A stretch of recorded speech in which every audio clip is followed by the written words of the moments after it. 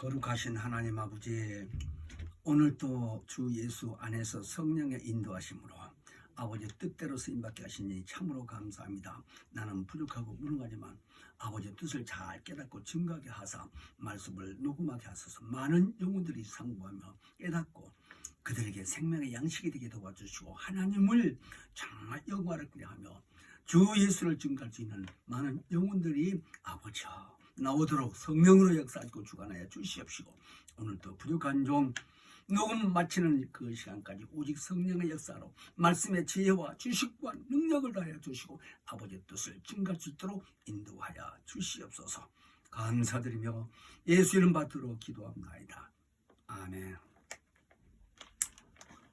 오늘은 사도행전 2장 17절로 21절 말씀까지 상고해 드리겠습니다. 하나님이 가라사대 말세에 내가 내 영으로 모든 육체에게 부어주리니 너희의 자녀들은 예언할 것이요 너희의 젊은이들은 환상을 보고 너희의 늙은이들은 꿈을 꾸리라. 그때에 내가 내 영으로 내 남종과 여종들에게 부어주리니 저희에게 예언할 것이요 또 내가 이로 하늘에서는 기사와 아래로 땅에서는 징조를 베풀리니 곧 피와 불과 연기로다. 주의 크고 영화로운 날이 이르기 전에 해가 변하여 어두워지고 달이 변하여 피가 되리라. 누구든지 주의 이름을 부르는 자는 구원을 얻으리라 하였느니라. 아멘.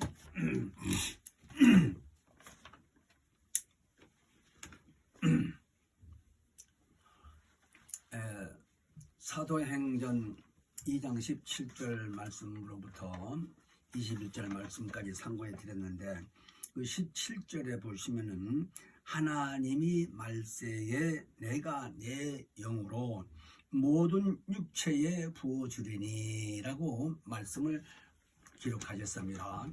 그래서 그 말씀을 따라서 성령을 육체에 부어주심, 성령을 우리 육체에 부어주심이라고 하나님이 구약시대에서부터 이미 말씀을 하셨다고 했어요. 요엘서 2장 38절을 보면 그런 말씀인데, 요엘 선지자를 통해서 이미 예언하신 말씀을 성령 충만한 이 베드로를 통해서 신약시대에 와서는 그렇게 증거를 하신 것입니다. 그래서 이 말씀을 통해서 우리는 하나님을 믿는 사람들로서의 육체에 부어주신다는 이 성령의 이 역사를 우리는 잘 깨닫고 우리 육체가 이 땅에 있는 그 날까지 최선을 다하여 하나님께만 영광 돌리시는 삶이 되게 하시고 우리 영혼이 진실로 신령한 몸으로 마침내 부활하여서 하나님 영광에 간다는 이 소망을 가지시고 우리는 최선을 다하여 신앙생활을 잘 하셔야 될 겁니다. 그러므로 오늘은 이 말씀이 정말 우리가 통해서 왜 언젠가는 영혼에 부어주시고 영혼에 들어주신다는 말씀을 많이 증거했는데, 오늘은 특별히 또 육체에 부어주신다 하고 말씀을 하셨는가 하는 그 의미를 잘 이해를 하셔야 됩니다. 정말 이 성경에 기록해 된 이 하나님 말씀으로 많은 단어가 있는데 요절을 잘 외운다 할지라도요, 그 요절 안에 많은 단어가 있습니다. 그러면 그 단어를 통해서 또 다른 이 영감을 얻을 수가 있고 또 다른 각도로 말씀을 증가할 수 있고, 이런 쪽으로 이렇게 말씀을 많이 깨달아진 것을 하나님의 영감이라고 그렇게 말씀을 드릴 수가 있겠습니다.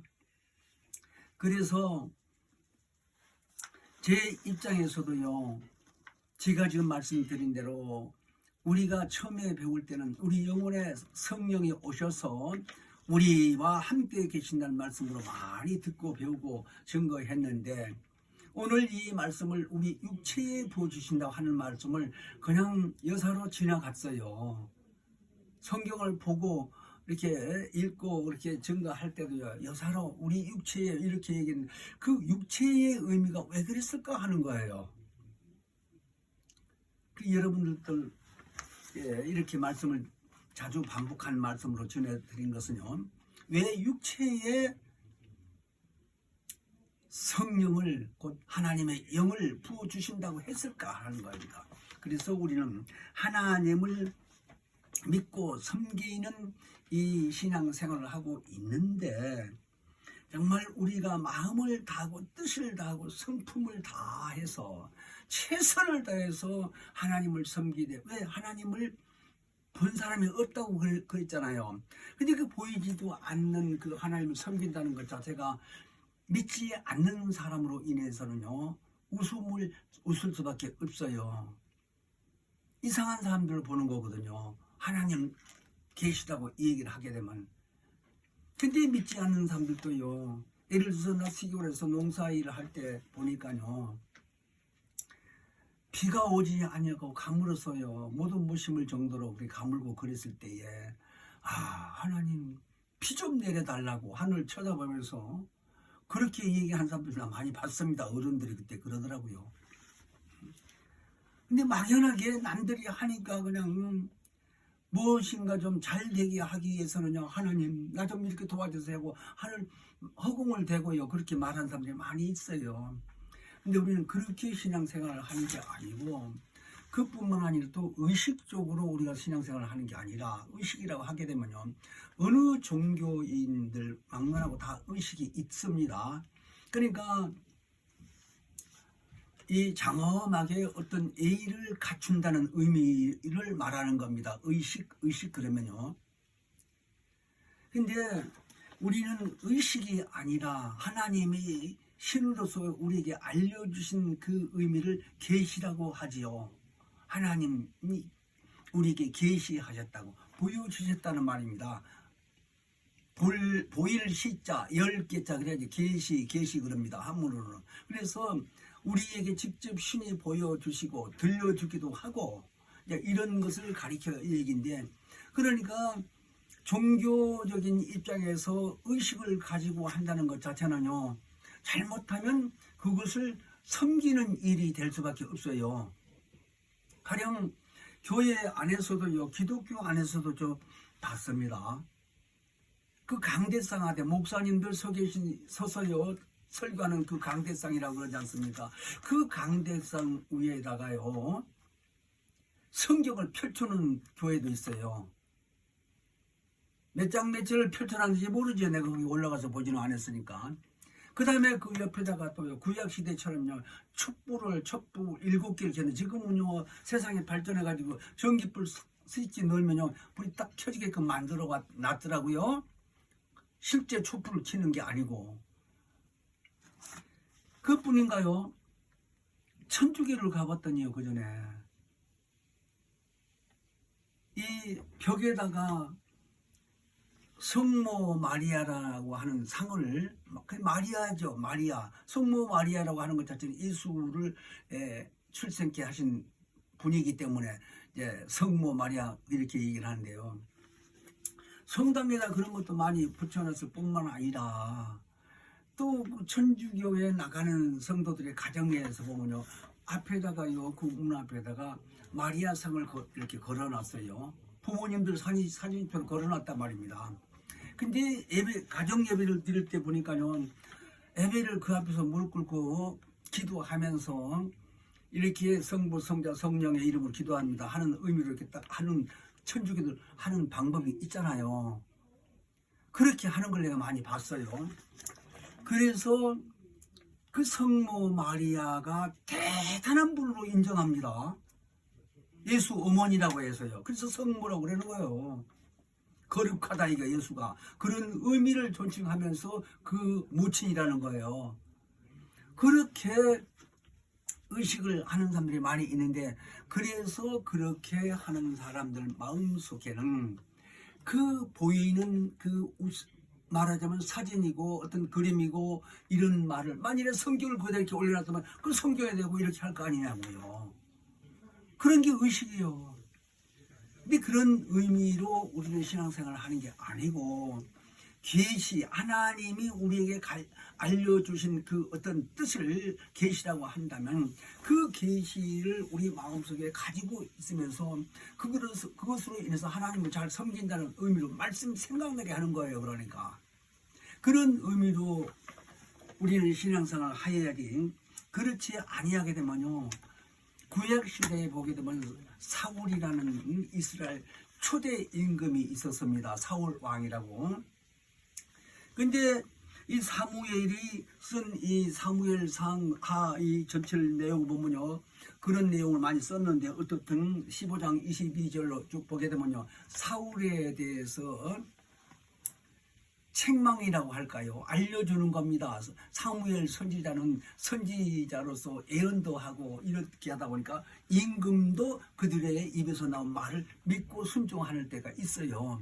그런데 사울이라는 그 왕이 하나님 보시기에 하도 거만하고 처음에 왕이 되기 전에는 하나님을 잘 섬겼던 사람으로서 왕이 되고 나서는 이제 교만해진 거예요. 말하자면 우리가 지금 표현하기를. 왜냐하면 성경에서 사무엘 선지자를 통해서 하는 말이 순정이 제사보다 낫다. 그러면서 또 이 듣는 것, 귀로 듣는 것이 수양의 기름보다 낫다.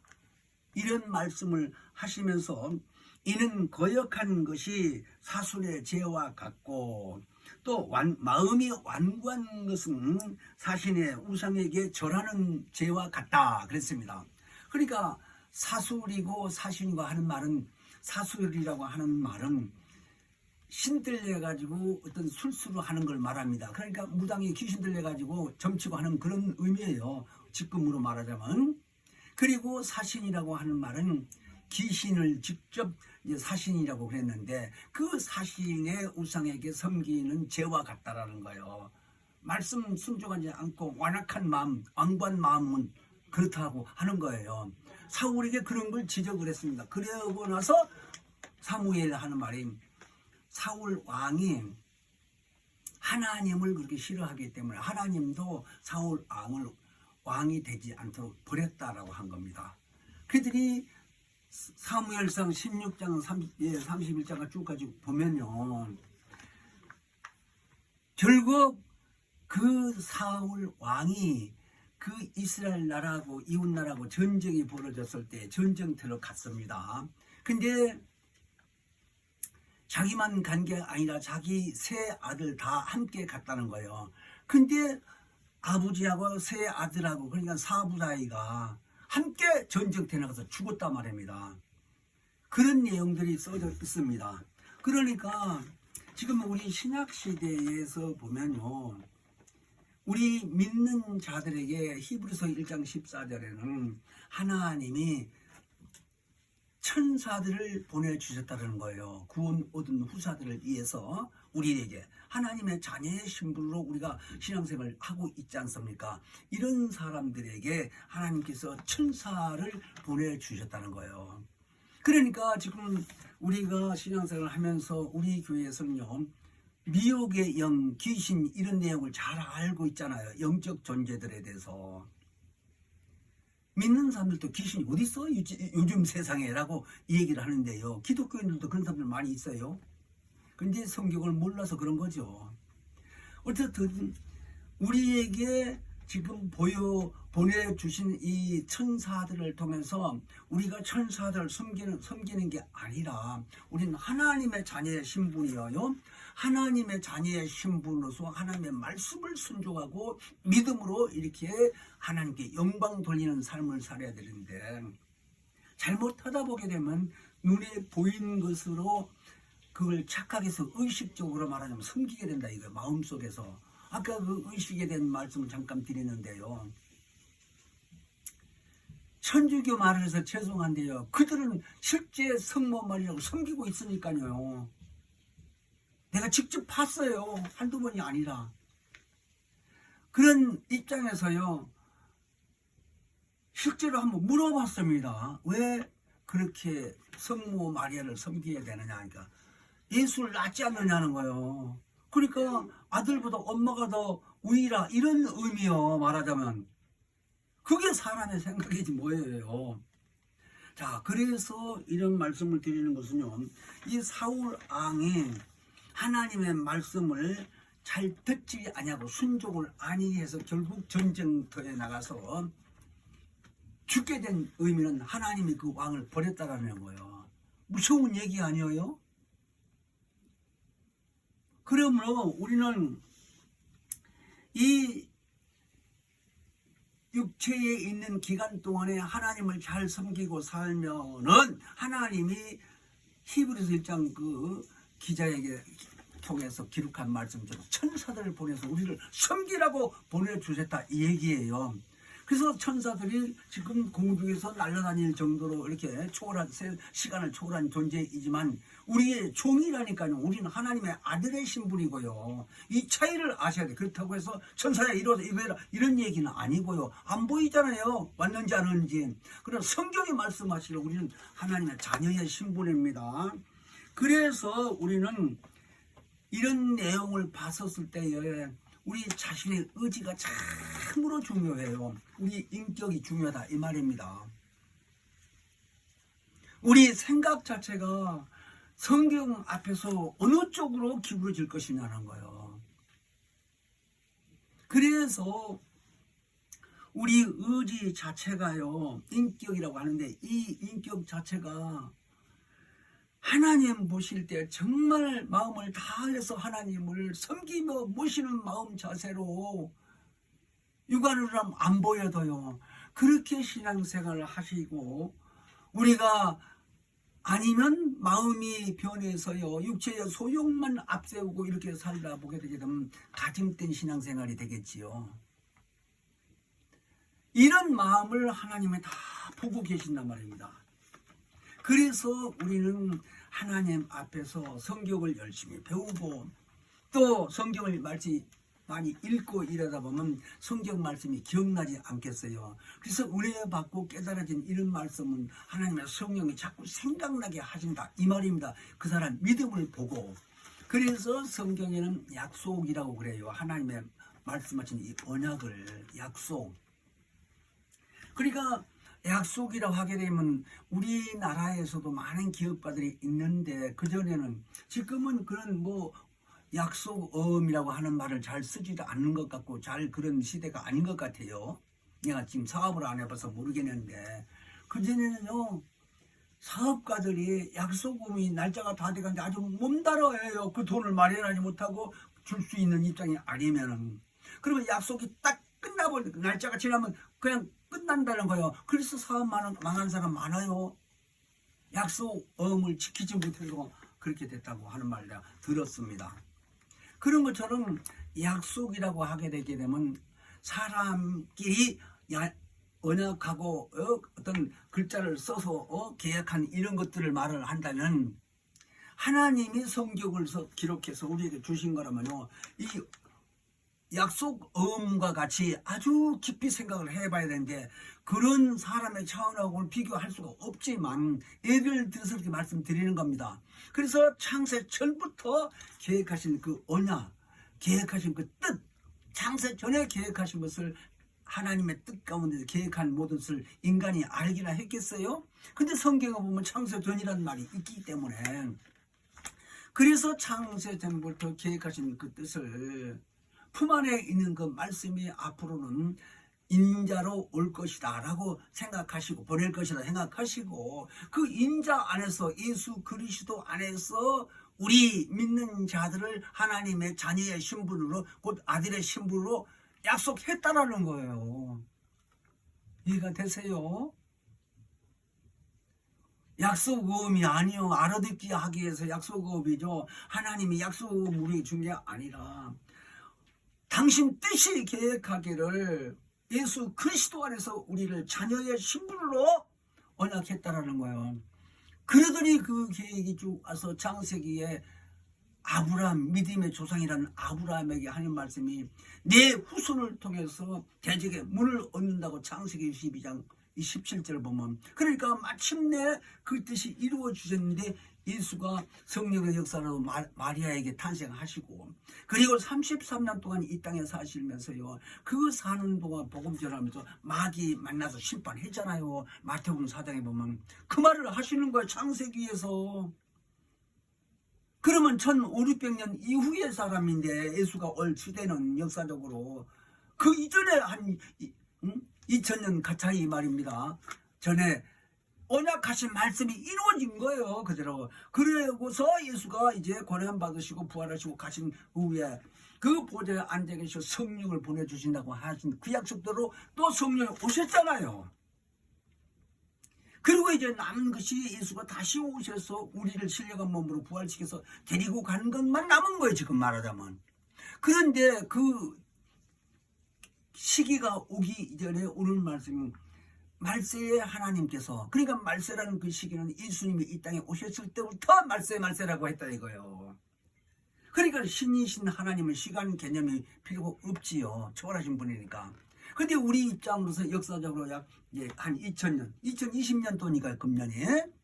그런데 그때에 가시고서 보내주신 분이 그 이름으로 성령이 우리 안에 오시겠다 이거예요. 그 성령이 오신 그 성령이 오시기 전에 약속하시기를 말세에 하나님이 모든 육체에게 부어진다. 하나님의 영을 부어준다. 약속하신 거예요. 그 의미가 성령이 오신다는 거예요.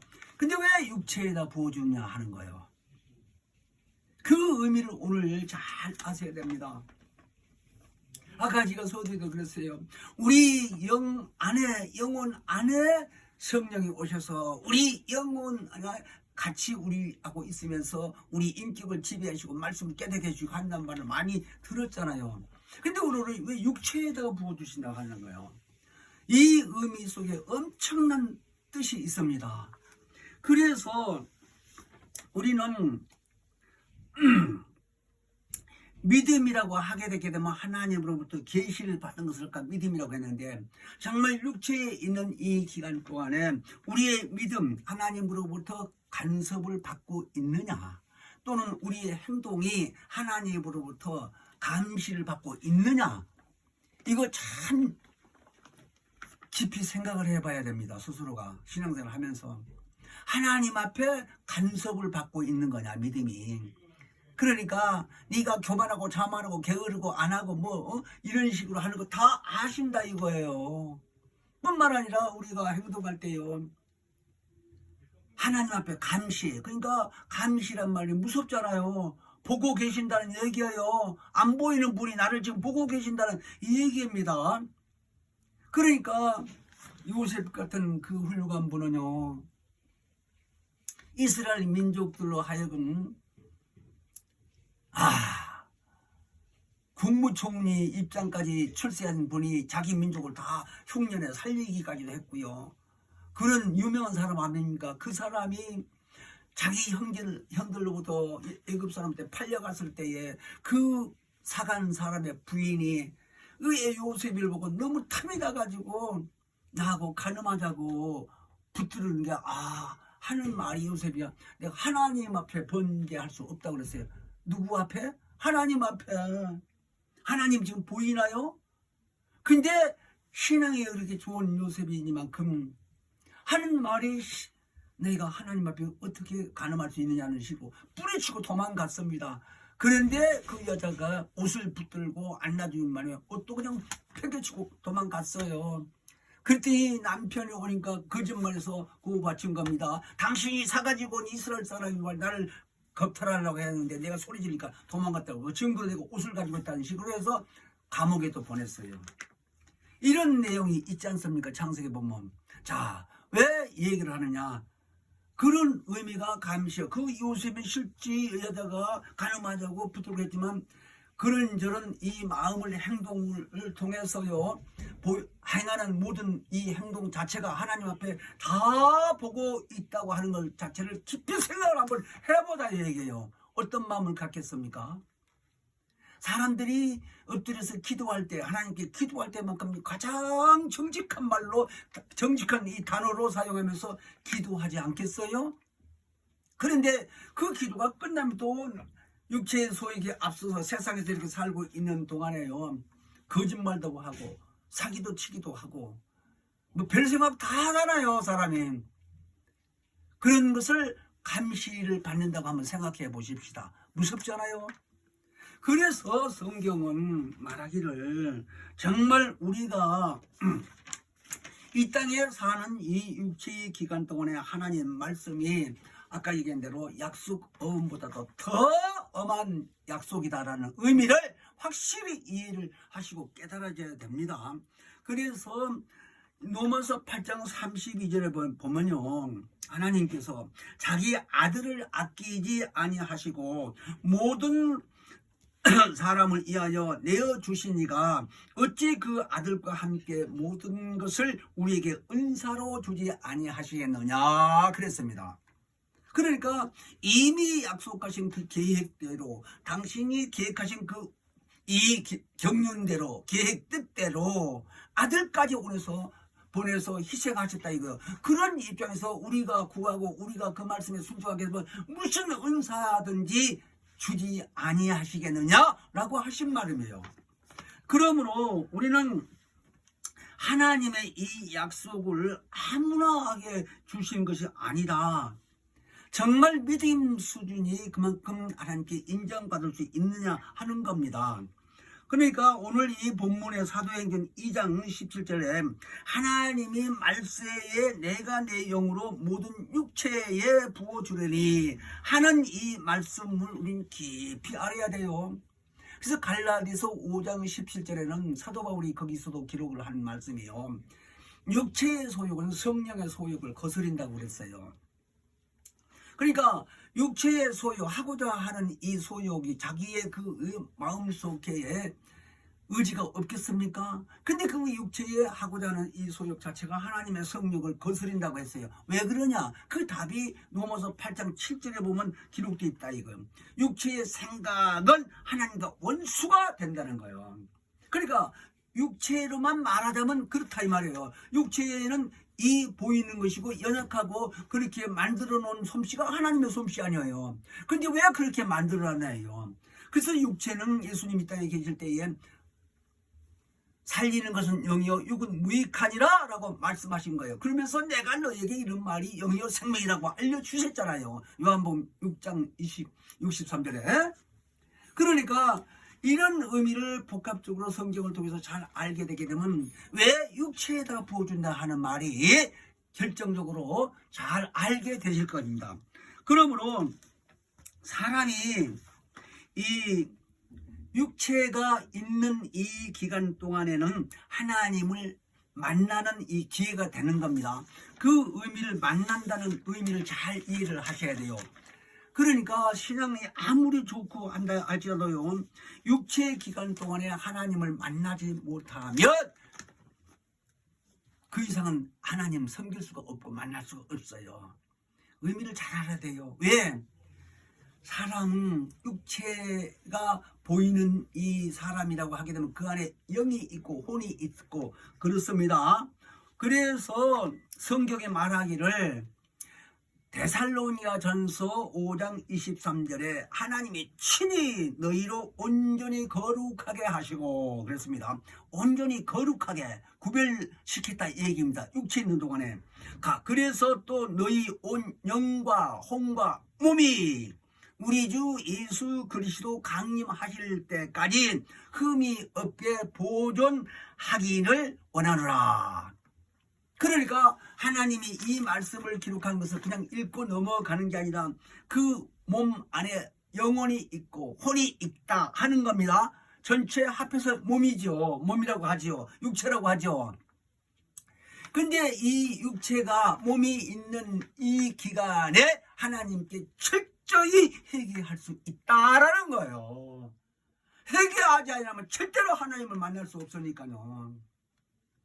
그러니까 처음 예수님이 그 교회에 나오게 되게 되면요, 많은 선배들이 먼저 나오신 분들의 교회를 가르쳐주는 것이 많이 회개하라는 거예요. 회개. 그러니까 회개 왜 해야 되냐 이유를 가르쳐주지. 우리 교회 같은 데서는 처음 나오신 분 교육을 죄에 대해서 먼저 가르칩니다. 그 다음에 우리 영이 있고 혼이 있고 이런 의미를 잘 깊이 가르쳐줘요. 그런데 우리는 원래 태어나기 전부터 조상적부터 죄인으로서 우리가 죄인 이렇게 태어난 사람이라고 알려주니까 그거를 돌이키라는 거예요. 회개가. 하나님, 내가 죄인입니다. 나 좀 용서해 주세요. 내가 죄인이다. 용서해 주세요. 이런 식으로 하라는 거예요. 근데 처음에 잘 안 되죠. 모르니까 내가 언제 죄졌어? 내가 무슨 도둑질 했나? 뭐 이렇게 생각이 간다 이거요. 그러나 그런 의미가 아니고 태어나기 전에 인류 조상인 아담으로부터 하나님 말씀에 불순종한 것이 언제라고 하는 거예요. 그래서 그 죄가 쭉 오면서 내가 태어나서 살면서 30이고 40이고 50이 될 때까지 살면서 자기의 마음속에 지은 죄도 많이 있고 행위로 지은 죄도 많이 있고 그렇단 말입니다. 그런 것을 다 포함해서 하나님께 용서받으려면 회개하는, 돌이켜서 시인하라는 거예요. 자꾸 입을 통해서. 그런 사람들이 예수 공로를 믿게 됨으로써 죄를 없이 함을 받게 된 것을 그 이름으로 예수 이름으로 침례도 받기도 하고 그리고 성령도 받게 되고 다시 났다고 하는 이런 절차가 있다 이런 얘기입니다. 그러니까 맨 처음에 하나님 만날 수 있는 그 길은 회개다. 근데 회개할 수 있는 그 기회가 언제냐? 육체의 기간. 80이 되든 90이 되든 그때까지도 예수 안 믿고 회개를 안 했다면 그대로 죄인으로 가다가 결국은 죽게 되는데 히브리서 9장 27절에 한 번 죽는 것은 정한 이치라고 그랬어요. 그러나 반드시 그 후에는 심판이 있다고 그랬습니다. 그 심판이 뭐냐? 죽은 후에 내가 살 동안 회개하지 아니하고 죽었다고 하면 죽은 후에 몸은 가서 화장터로 가버릴 것이고 내 영혼은 이제 몸에서 빠져나오는데 그 영혼이 하나님 앞에 심판을 받는데 저주라 이거요. 그러니까 믿지 않는 사람들을 가리켜 불신자 사후 존재라고 하는데 그 불신자 사후 존재들이 영적으로는 저주의 영이라고 그러는데 저주의 영이 뭐냐? 흔히 말하고 있는 성경에 많이 기록되어 있는 귀신이라고 한다 이거요. 요한계시를 보게 되면요, 각 나라의 임금들, 지금 대통령들이죠. 그런 자들에게 귀신이 들어가서 전쟁을 일으키게 한다는 거예요. 3차 전쟁도 앞으로 옮겨야 된다는데 그런 의미를 잘 하셔야 돼요. 그러니까 우리는 육체의 기간 동안에 회개하지 아니하고 교회를 다녀도요 열심히 아주 철저히 회개를 안 한다고 하면 자기가 지은 죄, 말하자면 예수 믿고 10년 20년 되다 보니까 이제 뭐 성령도 받았다고 그러는데 성령 받았다고 해서 육체의 소욕이 없는 거 아니잖아요. 그러니까 육체의 소욕으로 해서 성령을 거스릴 뿐만 아니라 그렇게 됨으로 자기가 하나님 앞에 범죄하게 된다 이 말입니다. 그런 것을 죽기 전까지 회개 안 하면 그대로 남아있다 이 얘기예요. 죄를 가령 10가지 졌든지 20가지를 졌든지 그거 다 하나하나 항목대로 제목대로 다 회개하라 이 말이에요. 그러는 기회가 육체의 기간입니다. 그래서 말세에 하나님께서 하나님의 영을 모든 육체에게 부어주리니 라고 말씀하는 거예요. 그러므로 우리는 육체의 기간 동안에 철저히 회개하지 아니하면 그 죄는 자기 영이 짊어져야 돼요. 심판을 받아야 된다 이 말이요. 자기 영혼이. 그래서 우리는 이 땅에 사는 육체의 기간 동안에 성령을 모셨다 할지라도요 절대로 성령을 근심케 하는 일이 없어야 된다는 거예요. 에베소서 4장 30절에. 그러니까 성령을 왜 근심케 하냐? 성령이 인격으로 오셨거든요. 인격으로 오신 분이 내 영혼에서 들어와서 나를 지배해야 되는데 내가 말을 안 듣고 말씀을 거역한다면 사울왕처럼 전쟁터에서 죽은 것처럼 그렇게 될 수가 있다라는 거예요. 그게 저주요. 뿐만 아니라 데살로니가전서 5장 19절에 보게 되게 되면 소멸치 말라는 거. 성령을 소멸이라고 하는 말은요 자기가 가증된 삶을 살거나 이렇게 되게 되면요 성령 받고도 영감이 없이 감화 감동이 없어진다는 거예요. 그러니까 모르는 거예요. 안 받은 사람하고 똑같은 거라 이 말입니다. 그러니까 근심케 하지 말라, 성령을 소멸치 말라, 이런 쪽으로 말씀을 기록한 내용들을 잘 기억해서 육체의 생각에서 행해라 그런 일이 있었거나 그런 마음이 있었다면요 철저히 돌이키면서 회개해서 다시 복구가 돼야지 자기 양심이. 그래서 그걸 아는 방법은 기도가 잘 나오고 기쁨이 지속되게 되고 그런 마음이 자기에게 있다는 걸 알게 됐을 때 용서받은 걸로 암을 알면 되는 거예요. 뭐 귀에다 대고 야 너 용서받았다 해서 이렇게 안 해도 마음이 기쁘다 이거예요. 이런 마음을 가지고 신앙생활을 한다면 하나님이 왜 육체의 이 기간 동안에 회개하라고 했을까? 왜 육체에 있는 기간에 육체에다가 성령을 부어주신다고 했을까 하는 의미를 오늘은 핵심으로 말씀드리는 겁니다.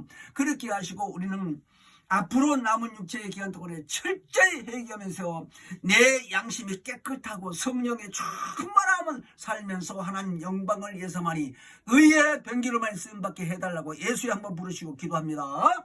예수여 거룩하신 하나님 아버지, 주님 말씀하신 대로 말세에 하나님께서 우리 육체에 하나님의 영을 부어주신다고 말씀하신 대로 우리가 철저히 육체의 기간 동안에 회개하며 돌이켜서 사함받게 하시고 성령으로 충만케 하셔서 하나님 말씀이 깨닫고 생명의 양식이 되게 도와주시고 하나님께만 영광 돌리는 우리 삶이 되도록 인도하시고 주관하여 주시기를 간절히 빌며 예수 이름 받들어 기도합나이다. 아멘.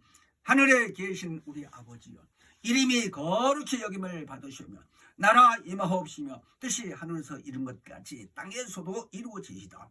오늘날 우리에게 일용할 양식을 주옵시고 우리가 우리에게 죄 지은 자를 사하여 준 것 같이 우리의 죄를 사하여 주옵시고 우리를 시험에 들게 하지 마옵시고 다만 악에서 구하옵소서. 나라와 권세와 영광이 아버지께 영원히 있사옵나이다. 아멘.